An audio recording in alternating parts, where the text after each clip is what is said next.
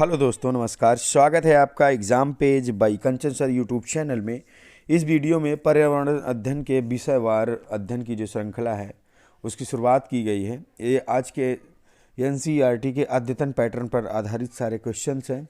इन questions को ध्यान से पढ़ना है, उनके आंसर को कमेंट बॉक्स में लिखना है। देखिए, जो एग्जामिनेशन होने थे उन्होंने आपको दस्तक दे दी है। अब अपनी तैयारी थोड़ा तेज़ कर दीजिए और शुरुआत करेंगे क्वेश्चन नंबर 1 से। निम्नलिखित में से किलिमंजारो ज्वालामुखी किस देश में स्थित है? Option A Tanzania, option B Japan, option C Italy या ऑप्शन नंबर डी चीन। तो किलिमंजारो ज्वालामुखी की जो स्थिति है वो आपकी तंजानिया में है। यह एक स्ट्रैटो ज्वालामुखी है, अफ्रीका महाद्वीप में इसकी स्थिति है और तंजानिया के पूर्वोत्तर इलाकों में ये स्थित है। अच्छा, ये ज्वालामुखी पूरी तरह से मृत है, यानी डेड है। डेड वोल्केनोज की श्रेणी में इसको रखा गया है और ये जो है तंजानिया में स्थित है। तो क्वेश्चन नंबर 1 का ऑप्शन है करेक्ट आंसर हो जाएगा। Next question number 2। IUCN का संबंध है ब्लैक डाटा बुक से, रेड डाटा बुक से, ग्रीन डाटा बुक से या लाल डाटा बुक से? तो देखिए, IUCN जो संबंधित है, IUCN है क्या? विश्व प्राकृतिक संरक्षण संघ है ये। और इसका रेड डाटा बुक का इनॉग्रेशन सन 1968 में हुआ था। और इसका काम क्या था कि जो जंतु विलुप्त हो रहे हैं उनकी एक डाटा बनाना या उनको लिखना। जैसे भारत में आपका गिद्ध है, वो पूरी तरह से विलुप्त हो रहा है। हिमालय बटेर, गंगा सार्क, जो आपका सपून साइबेरियन है। तो इस तरह से जो विलुप्त के करीब जानवर हैं जिनकी संख्या में लगातार कमी आ रही है, उनकी सुरक्षा के लिए रेड डाटा बुक का इनॉग्रेशन किया गया था। अच्छा, इस बुक में और भी कलर के पन्ने हैं भाई, ठीक है। जैसे अब आप से पूछा जाए कि हरा पन्ना किसके लिए है, तो इसमें जो है ग्रीन डाटा भी है। तो ग्रीन डाटा में उन जानवरों को रखा जाता है जो पूरी तरह से सेफ हैं और जिनकी वंशावलियों में कोई दिक्कत नहीं, जिनकी जनसंख्या में कोई कमी नहीं है। इसके अलावा एक डाटा और है, वो डाटा है आपका पिंक डाटा, यानी गुलाबी पन्ने भी हैं इस किताब में। तो जो गुलाबी पन्ने हैं उसमें उन जानवरों को रखा जाता है या उन जंतुओं को रखा जाता है जिनका फर्टिलाइजेशन या जो प्रजनन दर है जब कम हो जाती है, उनकी वंशावलियाँ आगे नहीं बढ़ पाती हैं, तो उनको गुलाबी डाटा में यानी रेड आपका पिंक डाटा बुक में रख दिया जाता है। तो क्वेश्चन नंबर 2 का IUCN का चूँकि संबंध पूछ रहा है तो आपका option number B red data book सही हो जाएगा। अच्छा, रेड डाटा बुक का इनॉग्रेशन यानी इस पुस्तक का प्रकाशन कब हुआ था? तो 1968, याद रखिएगा। Next question number 3। तीसरा क्वेश्चन है, भारत के किस राज्य में शांत घाटी स्थित है? इंपॉर्टेंट क्वेश्चन है, प्रीवियस ईयर के क्वेश्चंस में आया हुआ पेपर में। तो तमिलनाडु, केरल, कर्नाटक या मेघालय? तो जब शांत घाटी की बात हो तो आप केरल के साथ चले जाएंगे। ऑप्शन नंबर बी एकदम करेक्ट हो जाएगा। Next question number 4। गुजरात विजय की स्मृति में अकबर ने बनवाया था। तो अकबर ने क्या बनवाया था गुजरात की विजय के बाद? सभी को पता है कि पूरा शहर ही बसा दिया था। फतेहपुर सीकरी आपको एक कंटेंट दे रहे हैं, उससे आप अंदाज़ा लगा लेंगे किस बिल्डिंग की बात यहाँ पे की जा रही। तो ऑप्शन है जामा मस्जिद, पंचमहल या बुलंद दरवाज़ा। देखिए, जो चूँकि फतेहपुर सीकरी कहा गया तो बुलंद दरवाज़ा सही हो जाएगा। एक चीज़ और इंटरेस्टेड है फतेहपुर सीकरी के लिए कि इसके जो जितने भी महल हैं सब लाल रंग के हैं, क्योंकि फतेहपुर सीकरी आपका राजस्थान के बॉर्डर से लगता है, आगरा से लगभग 70 किलोमीटर पश्चिम की तरफ। तो इस तरह से क्वेश्चन नंबर 4 का ऑप्शन नंबर सी आपका सही हो जाएगा। नेक्स्ट क्वेश्चन, इनमें से किस मुगल राजकुमार ने 12 उपनिषदों का अनुवाद सिर्रे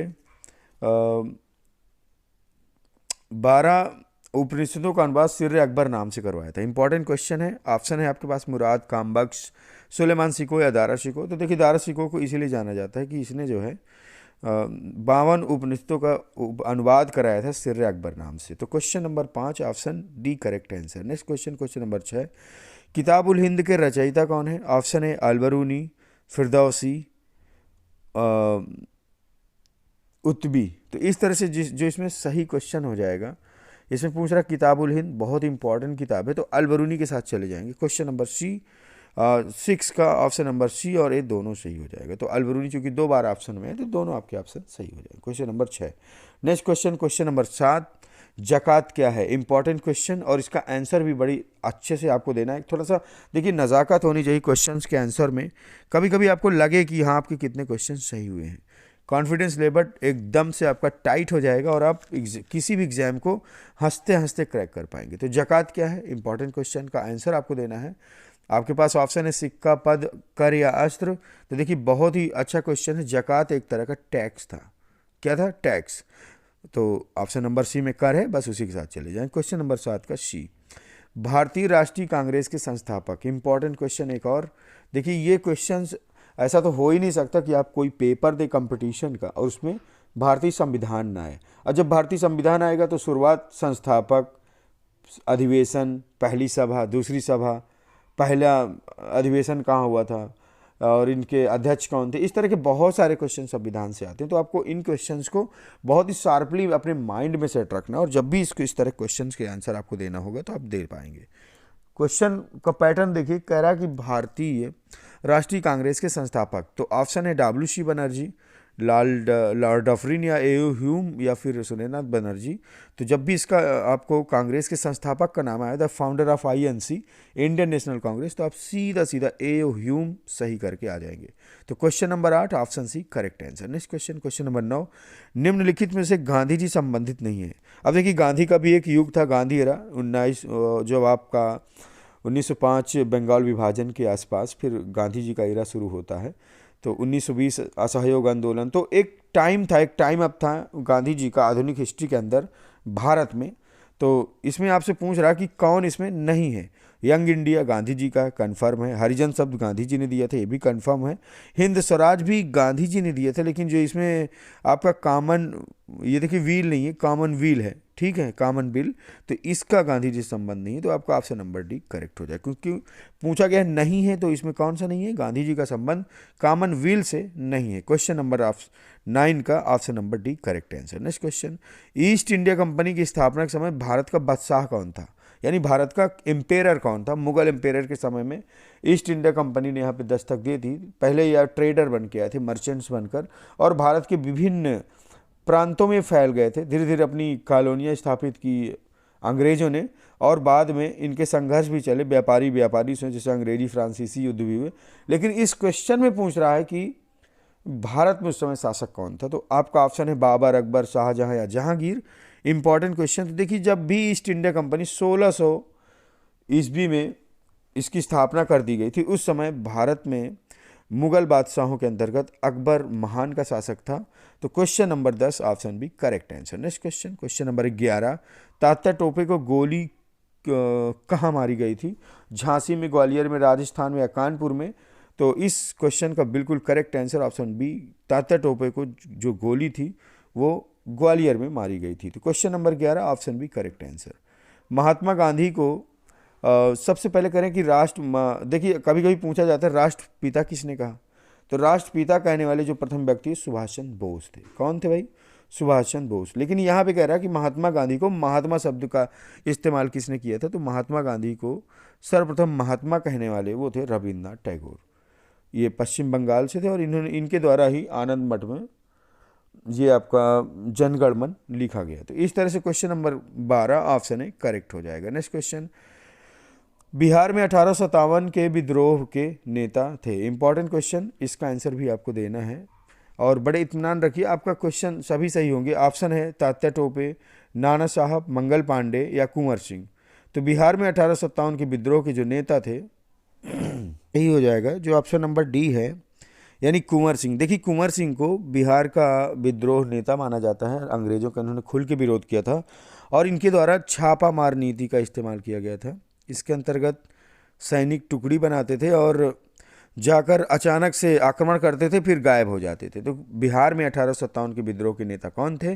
कुंवर सिंह मान लिया जाएगा। नेक्स्ट क्वेश्चन, क्वेश्चन नंबर 14, विश्व का एकमात्र तैरता हुआ राष्ट्रीय पार्क केबिल लामजाओ किस राज्य में स्थित है। Important question. देखिए ये भी क्वेश्चन बहुत इंपॉर्टेंट है और हमेशा जब भी पर्यावरण के क्वेश्चन आते हैं तो इस तरह क्वेश्चन आपसे पूछे जाते हैं।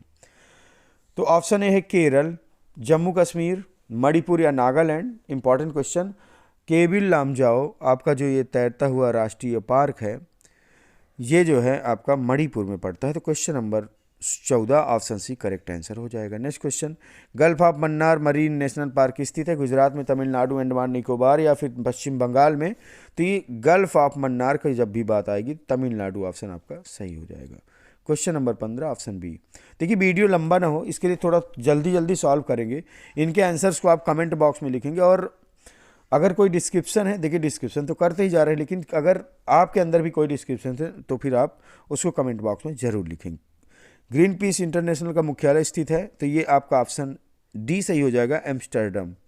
Question number 16 option D correct answer. Next question, Bharat में कितने प्रतिशत भूमि पर वन है? इंपॉर्टेंट क्वेश्चन है। तो देखिए दो तरीके से क्वेश्चन पूछा जाता है। एक तो पूछा जाता है कितने प्रतिशत पर होना चाहिए, तो जब भी होना चाहिए पूछेगा तो 33.3% आपका सही हो जाएगा। अब यहाँ पे पूछ रहा भारत में है कितने परसेंट पर, तो आपका ऑप्शन नंबर डी यानी 19.47% पर हमारे देश में वन है। क्वेश्चन नंबर 18, वनों के महत्व का कारण है? Green gold, green Island, green house या ग्रीन सिल्वर? Important question. देखिए वनों के महत्व के कारण इनको ग्रीन गोल्ड भी कहा जाता है। क्वेश्चन नंबर 18 का ऑप्शन है। केंद्रीय वनस्पति संग्रहालय कहाँ स्थित है? Important question. देहरादून उत्तराखंड, नागपुर पश्चिम महाराष्ट्र, कोलकाता पश्चिम बंगाल या फिर लखनऊ उत्तर प्रदेश? तो जब केंद्रीय राष्ट्रपति वनस्पति संग्रहालय, देखिए क्वेश्चन बहुत ही अच्छा है, इसमें कह रहे संग्रहालय कहाँ है, तो संग्रहालय आपका कोलकाता पश्चिम बंगाल यानी option number C. Question number 19 correct answer. Next question, question number 20, SAARC का मुख्यालय कहाँ है? इस्लामाबाद पाकिस्तान, ढाका बांग्लादेश, काठमांडू नेपाल या फिर Colombo Sri Lanka? Question number 20 option D. देखिए इस क्वेश्चन का आंसर आपको कमेंट बॉक्स में देना है। वीडियो आपको कैसा लगा, वीडियो को लाइक ज़रूर करेंगे, और क्वेश्चंस को पैटर्न इसी तरह सुधार के हम आपके सामने लाते रहेंगे। आप मिलते हैं अगले वीडियो में, तब तक के लिए नमस्कार।